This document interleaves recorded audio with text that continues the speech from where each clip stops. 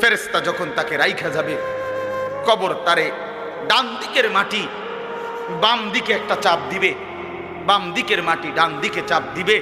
আল্লাহর কসম, নবী বলছে হাত্তা তাখতালিফা আদলাউহু, ডান পাশের হাড্ডি এবং এই পাজরের হাড্ডিগুলো করকর করে ভাঙ্গা বাম দিকে চলে যাবে, বাম দিকের গুলো ডান দিকে চলে যাবে। ভাইয়া আমার, তুমি তোমার উপরে রহম করো। বাপ আমার, আপনাদেরকে বলি, হারামের টাকা উপার্জন কইরা, সুদের টাকা, কিস্তির টাকা, ঘুষের টাকা, ওজনে কম দেওয়া টাকা, হারাম ব্যবসার টাকা, বাটপারি সিটারির টাকা দিয়া বংশ, ফ্যামিলি, স্ত্রী, সন্তানের জন্য রাইখা যাইয়েন না।